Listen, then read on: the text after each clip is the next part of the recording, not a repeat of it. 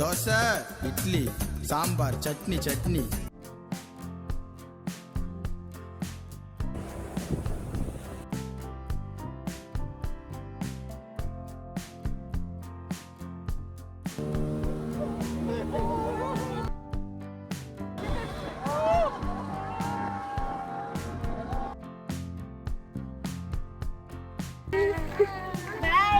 Bye.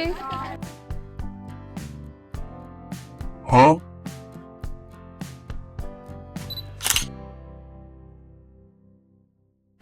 Hey guys, welcome to day 2 in Pondicherry. So मेरा दिन start हुआ एक बहुत ही बढ़िया ब्रेकफास्ट के साथ इन मीनाक्षी वेज रेस्टोरेंट एंड यहाँ का खाना सीरियसली बहुत ही टेस्टी था और पॉकेट फ्रेंडली भी था। और मैंने ऑर्डर किया डोसा और इडली और मेरे दिमाग में सिर्फ एक ही गाना बज रहा था। దోశ ఇడ్లీ సాంబార్ చట్నీ చట్నీ तो ये खा के पेट भर के और मन भर के हम लोग निकल पड़े अपने नेक्स्ट डेस्टिनेशन की तरफ विच वॉज श्री औरोबिंदो आश्रम। सो यहाँ श्री औरोबिंदो जी की समाधि भी रखी गई है जहाँ पे लोग साइलेंटली बैठते हैं और मेडिटेट करते हैं और फ्लावर्स भी ऑफर करते हैं। तो यहाँ विजिट करने के बाद मन पूरा शांत हो गया था और पॉजिटिव भी फील हो रहा था। आश्रम के पास ही कुछ छोटे छोटे स्टॉल्स थे तो मैंने वहाँ से शॉपिंग वॉपिंग भी कर ली। फिर मैं वापस निकल पड़ी फ्रेंच कॉलोनी की तरफ क्योंकि मैंने डिसाइड किया था जो 3 दिन मैं यहाँ पे रहूंगी पौंडीचेरी में तो हर दिन मैं फ्रेंच कॉलोनी जाकर फोटोज क्लिक करूंगी एंड एक्सप्लोर करूंगी बिकॉज हर एक दिन एक नया वाइब ही था वहाँ पे। So unfortunately you have to see the photos again.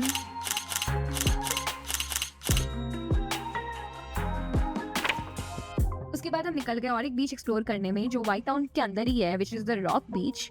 और ये बीच दिन के टाइम पे बिल्कुल भी क्राउडेड नहीं था तो that was a plus point कि बहुत ज़्यादा मैंने अच्छे से एंजॉय किया एंड आराम से मैं सी शोर में बैठी।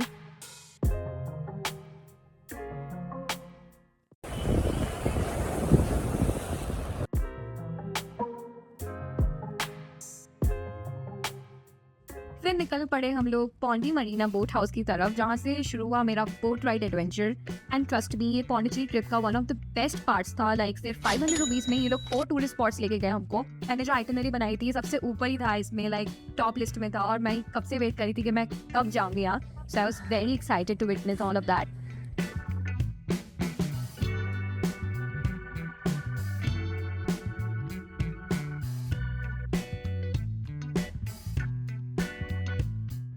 And the trip has started. तो सबसे पहले हम लोग गए फिश हार्बर। यहाँ पर मैंने एक लाइन में खड़ी फिशिंग बोट्स देखी एकदम कलरफुल एंड परफेक्टली अरेंज्ड।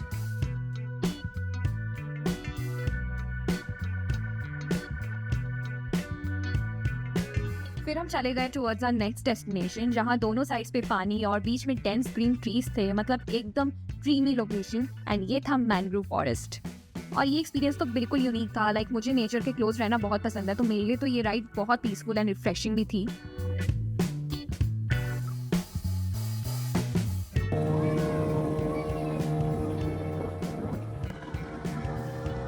फिर गए हम अपने थर्ड डेस्टिनेशन पे जहाँ पे हमको बोला गया था कि 10 मिनट के लिए बोट को पार्क किया जाएगा और थोड़ा वॉक करना पड़ेगा हमको उस हिस्टोरिकल जगह तक। तो मैं निकल गई पूरा वॉक करते करते।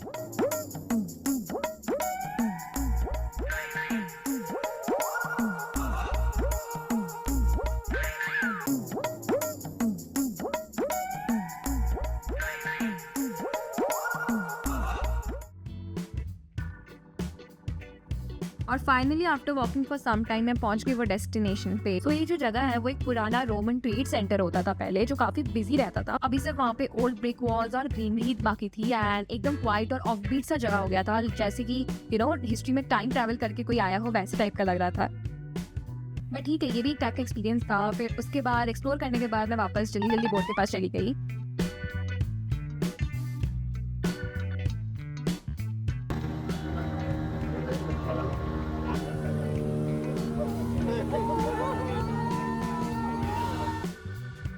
और फाइनली हम आ गए अपने लास्ट डेस्टिनेशन पे जिसका मैं सबसे ज़्यादा वेट कर रही थी, द रिवर माउथ। और यहाँ पे ना रिवर जाके मिलती है बे ऑफ बंगाल से और ये मूवमेंट देखना सीरियसली बहुत ही ज़्यादा मैजिकल होता है। सबसे इंटरेस्टिंग पार्ट ये था कि रिवर और सी का वाटर कलर्स क्लियरली अलग अलग दिख रहा था। इवन दो रिवर वाटर सी में ही जा रहा था बट स्टिल दोनों का कलर डिफरेंट बहुत इजीली नोटिसेबल था। एज अकॉर्डिंग टू साइंस ये होता है कि डेंसिटी, सैलिनिटी और सेडिमेंट्स के डिफरेंस की वजह से we can see like river water हल्का और मडी होता है, राइट, एंड जबकि सी वाटर डेंस और सॉल्टी होता है। सो इसी वजह से ये दोनों तुरंत मिक्स नहीं हो पाते एंड कुछ टाइम तक अलग फ्लो करता है and we can see this difference here.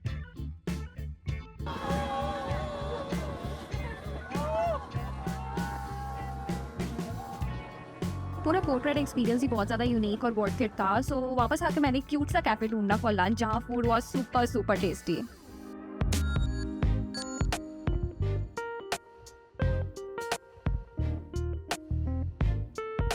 फिर हम निकल पड़े ऑरोविल के लिए जो अप्रॉक्स 16 किलोमीटर्स था कैफे से, एंड थोड़ा तो स्ट्रगल हुआ पहुंचने में, but finally we reach the Matri Mandir and look at it. और दूर से ये गोल्डन डोम वाला स्ट्रक्चर इतना स्टनिंग लग रहा था ना, what to say about this. वैसे ऑरोविल के एक्सपीरियंस के ऊपर मैं एक सेपरेट वीडियो भी बनाऊंगी क्योंकि वहाँ मैंने बहुत ही प्रॉब्लम फेस की, बट सबके उसके बाद ये मोमेंट सबसे बेस्ट था मेरे लिए। हाय हाय बाय।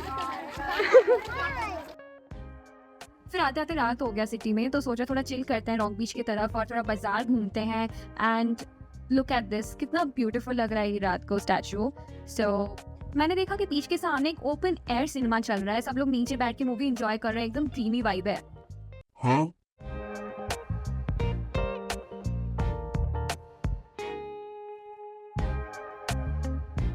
और ये सब विटनेस करने के बाद जब मैं बीच की तरफ गई, मैंने देखा कि मून राइज हो रहा है, which was very much beautiful. और इसी के साथ हम लोग डे 2 का एंड भी करते हैं।